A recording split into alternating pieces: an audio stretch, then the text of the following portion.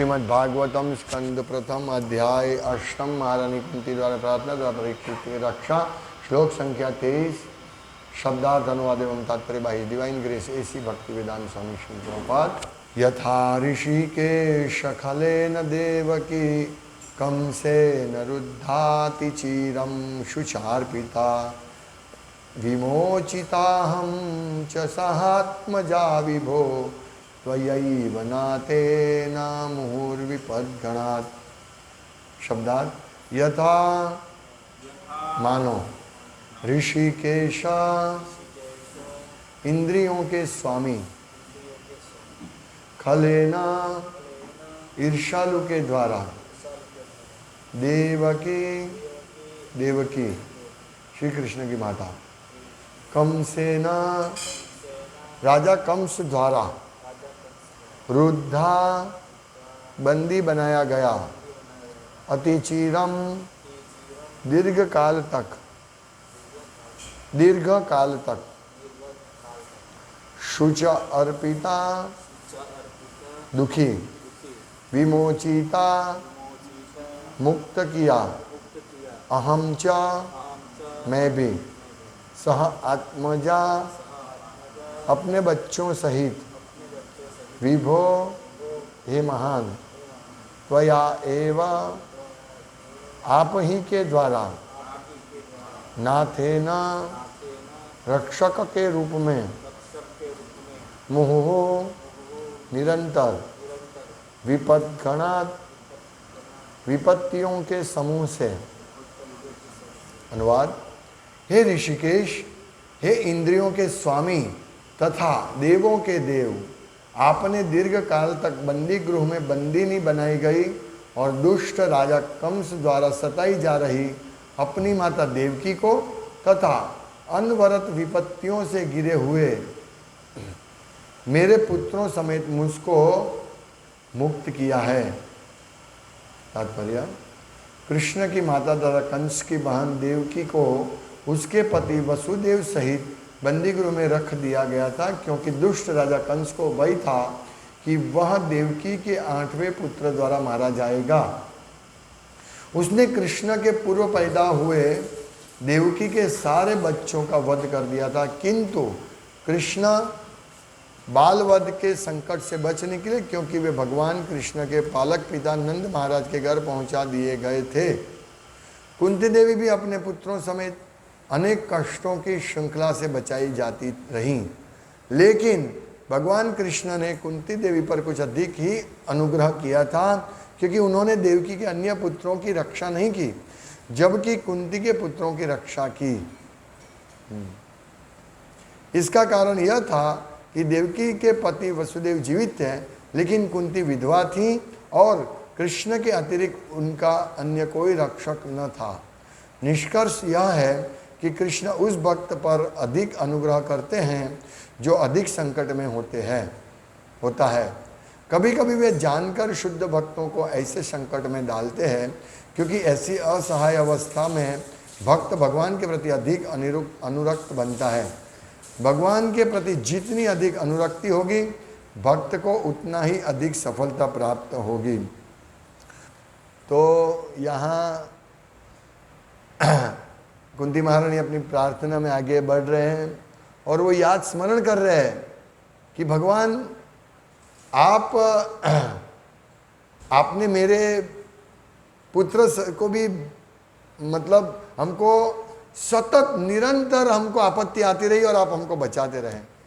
श्रील प्रभुपाद तात्पर्य में लिखते हैं कि भगवान ने कुंती महारानी के ऊपर देवकी माता से ज़्यादा उनकी कृपा की।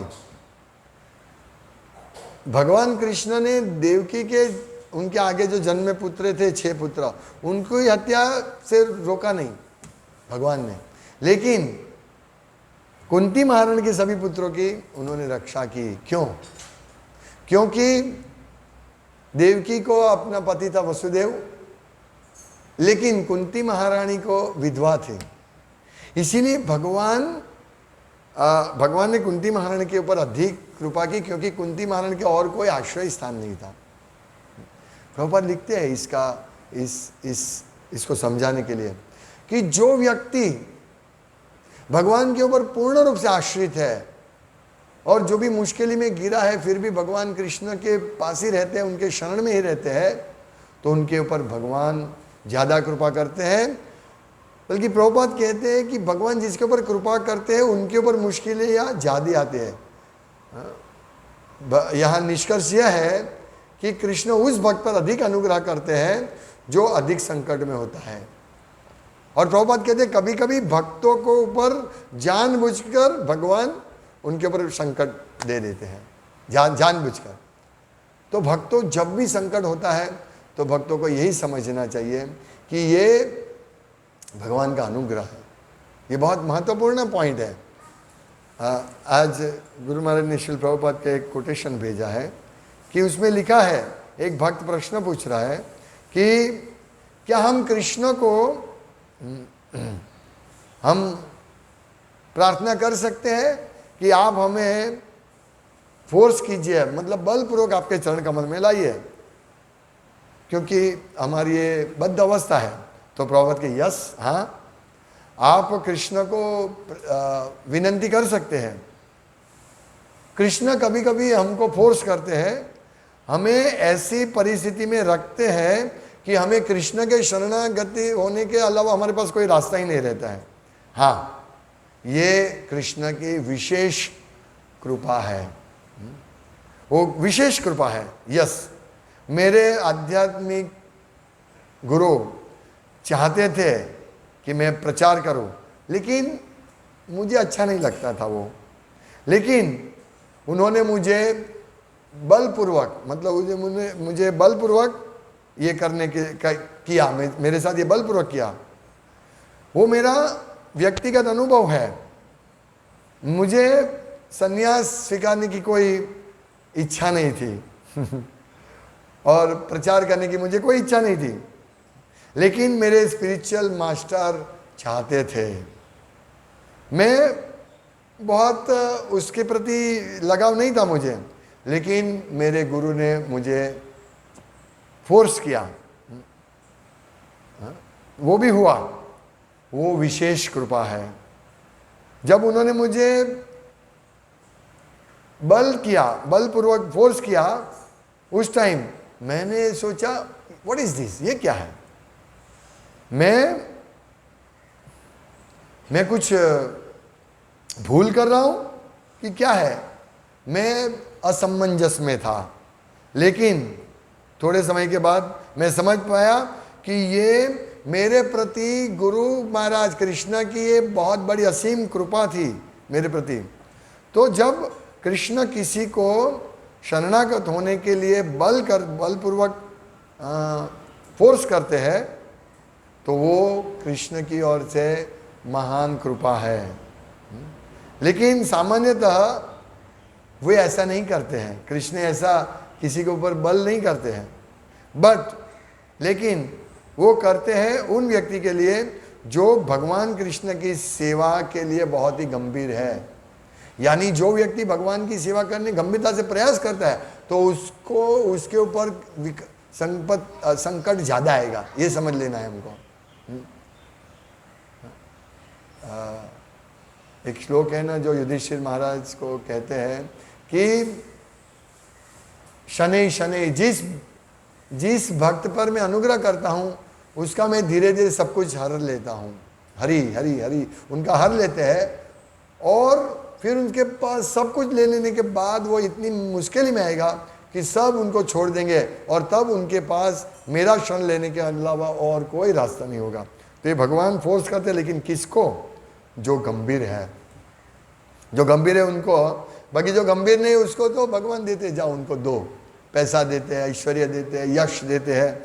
लेकिन जो गंभीर है भगवान उसे सब छोड़ देते हैं।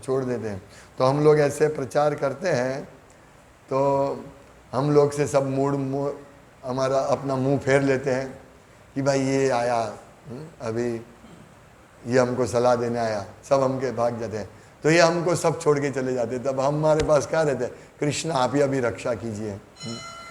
प्रभुपाद के इस मिशन को आगे बढ़ाने के लिए हम लोग बहुत प्रयास कर रहे हैं, गंभीरता से प्रयास कर रहे हैं, लेकिन कोई हमें सपोर्ट नहीं कर रहे हैं। तो हम भगवान हमारे पास आएंगे। हम, ये हमारी मुश्किल, ये हमारी ट्रेनिंग है। हमें ये मुसीबत आती है प्रचार में, तो ये हमारी ट्रेनिंग है। तो प्रभुपाद कहते हैं कि लेकिन जो किसी को थोड़ी भी भौतिक इंद्रिय तृप्ति करने की इच्छा है तो वो उनको करने देते हैं। वो कहते हैं इस मूर्ख व्यक्ति को वो जानता नहीं है कि ये भौतिक भोग सुख उनको कभी सुखी नहीं करेगा। हाँ, लेकिन वो मेरे कृपा चाहता है, तो लेकिन ये मूर्ख है। इसीलिए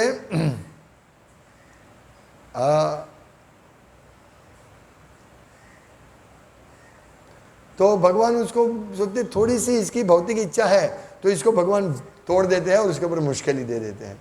इसीलिए भक्तों के ऊपर जब भी मुश्किल आती है तो भक्तों को कुंती महारानी की तरह प्रार्थना करनी चाहिए। उनको स्मरण करना चाहिए कि भगवान ने मेरे बहुत सारी मुश्किलों में मुझे बचाया था और अभी भी मुझे बचाएंगे। ये बहुत महत्वपूर्ण प्रार्थना है। क्या भगवान ने हमारा बहुत सारी हमारी समस्या आई थी तो हमको नहीं रक्षण किया था? किया था, हमारा रक्षण किया था भगवान ने। तो वो रक्षण का स्मरण करते हुए हमें भगवान से यही प्रार्थना करनी चाहिए कि भगवान ये विपत्ति आ रही है, कोई बात नहीं, आपकी कृपा है। तत्यनुकंपा सुन समीक्षमाणो, हे भगवान ये आपकी कृपा है और ये कृपा के द्वारा ही हमें आपका दर्शन होगा, हम आपको समझ पाएंगे। तो ये हमारी प्रार्थना होनी चाहिए और भगवान की हमारी ये सहनशीलता होनी चाहिए कि यस भगवान ये आपका अनुग्रह है कि मेरे पर विपत्ति आ रही है। जब हम लोग प्रचार करते हैं तो लोग हमें, मतलब इस्कॉन के ही लोग हमको बोलते हैं आप ये ऐसा क्या कर रहे हैं, ये अभी इतने साल से सब चल रहे हैं, आप क्यों बीच में ये सब बातें बोल रहे हैं, सब हमसे दूर चले जाएंगे। लेकिन ये कृपा है हमारे ऊपर, हमारे गुरु की कृपा है कि गुरु महाराज ने हमें सिद्धांत ऐसे सिखाए हैं, प्रभुपाद के जो शास्त्रों के सिद्धांत सिखाए हैं उसमें कॉम्प्रोमाइज़ नहीं हो, इसलिए हम लोग प्रयास कर रहे हैं। इसीलिए हमारे ऊपर मुश्किलें आएगी और ये मुश्किलें गुरु की कृपा है, कृष्ण की कृपा है, ताकि हम ये मुश्किलें में टिक सकें और हमारी भक्ति में प्रगति हो। हमें सीखना है। अभी देखिए कोई हमारा विरोध करने वाले नहीं है, हम भी कोई इधर उधर कुछ मतलब सिद्धांत तोड़ते हैं, डेविएट होते हैं, कोई रोकने वाला नहीं है। तो क्या होगा, जब ये तो हमारा समय है तो कोई रोकने वाला नहीं है, लेकिन जब कोई व्यक्ति उसको रोकेगा तो वो भक्ति से बाहर निकल जाएगा। ये क्या है, भक्ति में ऐसा है। इसीलिए जब व्यक्ति को पहले से ऐसे रोकने वाले होते हैं, हमारे पहले से हमें मुश्किलें आने लगे तो अच्छा है। जैसे एक एग्जांपल मैं देता हूँ, एक बहुत करोड़पति है, बाप का बेटा है, वो खाने पीने का कोई तकलीफ नहीं है, बहुत जो भोग भुगतना है, जहाँ घूमना है, अमेरिका जाना है, सापुतारा जाना है, जहाँ जाना है वो जा सकता है, जहाँ जाना है पैसा ले लिया पिताजी से चला गया।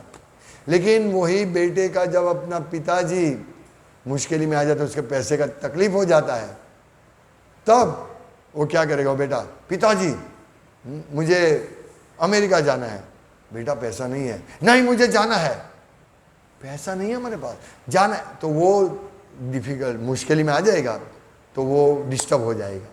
हाँ? और पिताजी को गाली देगा।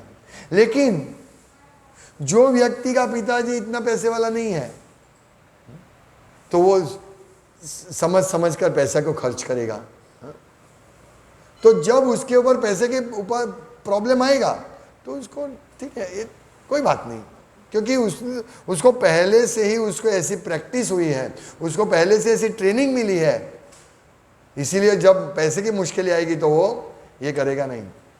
बहुत साल पहले एक डाइंग मिल का मालिक था, वो बोलता है हम हमारे बच्चे को ज़्यादा पैसा नहीं देते हैं, जो भी पैसा देते उसका हिसाब रखते हैं, और ऐसा नहीं कि बहुत पैसे वाले हम लोग हैं इसीलिए तुमको जो करने वो करो, नहीं। हम देखते हैं पैसे वाले लोग ड्रग्स के पीछे चले जाते हैं, लड़कियों को इलिसिट सेक्स के पीछे दौड़ते हैं, जो पैसा होता है तो। लेकिन जो व्यक्ति के पास पैसा ही नहीं है तो क्या करेगा। तो इसीलिए अच्छा है कि हमारे ऊपर जीवन में पहले से ही मुश्किलें आती रहे, तो जब कोई मुश्किलें आएगी तो हम विचलित नहीं होंगे। लेकिन जिसके ऊपर कोई मुश्किल ही नहीं आएगी, तो वो जब उसके ऊपर मुश्किल बाद में आएगी तो विचलित हो जाएगा। इसीलिए मुश्किल हमारे ऊपर, हमारे संघर्ष होता है, वो हमारे ऊपर गुरु की कृपा है, और हमारी जल्दी बहुत अच्छी तरह भगवान की ओर प्रगति होगी। जब हम सिद्धांत तोड़ते नहीं है, प्रभुपाद ने दिखाए मार्ग पे सीधे चलते हैं, तो मुश्किलें आएगी, लेकिन ये मुश्किल हमारा धन है, ये मुश्किल हमारा धन है, और यही धन से हम भक्ति में बहुत अच्छी तरह प्रगति करेंगे। लेकिन हम इस सिद्धांत को तोड़ के डेविएट होंगे तो ये हमारा नुकसान है, यही हमको समझना है। और कुंती महारानी यही प्रार्थना करती है कि ऐसी असहाय अवस्था में भक्त भगवान के प्रति अधिक अनुरक्त बनता है जब भगवान उनको संकट में डालते हैं। तो हमारा भगवान के प्रति निष्ठा, भगवान के प्रति आसक्ति बढ़ेगी जब हमारे ऊपर मुश्किल ज़्यादा आएगी, क्योंकि हमारे पास भगवान के अलावा कोई रास्ता ही नहीं है। इसीलिए हमारे जीवन में जितनी भी मुश्किलें आती है वो हमें उसका स्वागत करना चाहिए। प्रभुपाद कहते हैं लास्ट लाइन में कि भगवान के प्रति जितनी अधिक अनुरक्ति होगी, भक्त को उतना ही अधिक सफलता प्राप्त होगी। और अनुरक्ति कब होगी? जब हमारे ऊपर असहाय अवस्था होगी, हमारा कोई रक्षण करने वाला नहीं है भगवान के अलावा। ऐसी असहाय अवस्था में हमारे ऊपर भगवान की ज़्यादा कृपा होगी। हम देखते हैं कि कुंती महारानी असहाय अवस्था में थे, उनको सहाय करने वाले कोई नहीं थे, इसीलिए भगवान कृष्ण की कृपा उनके ऊपर थी, भीष्म पितामह की कृपा उनके ऊपर थी, उनका सब जगह रक्षण हुआ। देवकी के बालकों के रक्षा नहीं की भगवान ने, उनके पति थे। तो ये हमारे इस प्रार्थना से हमें यही सीखना है कि हमें ज़्यादा से ज़्यादा मुश्किलें आए और उस मुश्किल में हम विचलित नहीं हो, और एकमात्र कृष्ण का शरण में हम आसक्ति बढ़ाए, एकमात्र कृष्ण का ही शरण हम पकड़ के रखें। कभी कभी क्या होता है, एक भक्त मुझे बताया, प्रभु मेरा फैमिली प्रॉब्लम ये है वो है, ये मेरे वाइफ के ऊपर किसी ने जादू टोना किया, ब्लैक मैजिक किया है, मैं क्या करूं? मुझे मालूम है एक भक्त ने किया है, वो भक्त का भी नाम मुझे बताया। बोला देखो प्रभु, उसने ब्लैक मैजिक किया, करने दो, क्यों तुम चिंता करते हो? बोला मैं भी उसके सामने ब्लैक मैजिक करूं। मैंने बोला गलती से मत करना, ऐसा तुम करोगे यानी दूसरे के शरण में जाओगे। तुम ब्लैक मैजिक करने के लिए भूत प्रेत पिशाच के शरण में जाना पड़ेगा, तो तुम उसके शरण में जाओगे जिसके प्रति तुम ब्लैक मैजिक करते हो, जो व्यक्ति ने तुम्हारे प्रति नहीं किया हो तो एक तो पूरा मुश्किल में आ जाओगे, और दूसरा ये है कि तुम्हारा कृष्ण के प्रति शरणागति कम होगी। कृष्ण पे विश्वास करो, कोई हमारे ऊपर ब्लैक मैजिक करते हैं तो कृष्ण हमारा रक्षण करेंगे, यही हमें समझना है। तो ये सब बातें हैं, हमें कोई भी मुश्किल में देवता के पास नहीं जाना है, कोई भी मुश्किल में अन्य लोगों के पास नहीं जाना है, एकमात्र कृष्ण के शरण में जाना है। हमारे ऊपर भी आधार नहीं रखना है, चलो मैं मुश्किल में से निकल जाऊंगा, नहीं, मैं विपत्ति में से निकल जाऊंगा, नहीं, कृष्ण हमको इस विपत्ति से निकालेंगे। हमें प्रयास करना है, लेकिन ऐसे प्रयास नहीं कि दूसरे के प्रति हम आश्रित हो, नहीं, हम कृष्ण के प्रति आश्रित होंगे और हमें प्रयास करना है। जैसे हमें बुखार आता है तो हम भगवान को प्रार्थना करते हैं, लेकिन हमारी माला करते हैं, लेकिन साथ ही साथ हम डॉक्टर के पास जाते हैं। ऐसा नहीं कि बुखार आए तो अभी कृष्ण हमारी रक्षा करेंगे, रक्षा करते ही है, हमें बुखार में से अच्छे करेंगे, लेकिन हमें इस प्रकार से प्रयास भी करने हैं। लेकिन हमें ऐसा नहीं समझना कि डॉक्टर मेरा भगवान है, डॉक्टर की वजह से मैं बच जा गया हूँ, नहीं। हाँ, डॉक्टर मुझे दवाई करनी है शरीर के इसके लिए, दुख के लिए, लेकिन आश्रित तो मैं कृष्ण के ऊपर, कृष्ण की इच्छा होगी तो ये दवाई काम करेगी। जैसे प्रहलाद महाराज कहते हैं ना कि सबसे अच्छी दवा, अच्छा डॉक्टर भी दर्दी का, पेशेंट का रक्षण नहीं कर सकते अगर नरसिंहदेव भगवान आपकी कृपा नहीं हो तो हमें ये सब स्मरण में रखना है कि एकमात्र कृष्ण के ही आश्रय में हमें जाना है, और हमारे ऊपर जितना भी मुश्किल आए उनको आने दो, अभी परसों ये आएगा, विपद संतुताः, विपत्ति आने दो, विपद संतुताः, आने दो विपत्ति। ऐसे महान भक्त हमारा ऐसा होना चाहिए। हम कब ये लेवल पर पहुंचेंगे? हम लोग हमारे जब विपत्ति आती है जल्दी दूर भागे, ऐसा सोचते हैं। लेकिन यहाँ तो कुंती महारानी कहेगी विपदा संतुताः, विपदा संतुताः। ये है महान स्त्री। और इनमें से ऐसे महान भक्तों में से हमें भगवान के शरण में कैसे जाए सीखना है। शरणागति, भक्ति विनोद ठाकुर महाराज का ये शरणागति का ये है भजन संग्रह है, शरणागति। तो यही हमें शरण में आना है। हमें ऐसा नहीं बोलना है कि हम विपत्ति से रक्षण करो। हाँ, भगवान को कहना है गोपीनाथ मम निवेदन सुनो, मैं दुर्जन हूँ, बहुत दुखी हूँ, आप कृपा करके मुझे शरण में रखिए। ये हमारी प्रार्थना होनी चाहिए। हरे कृष्ण।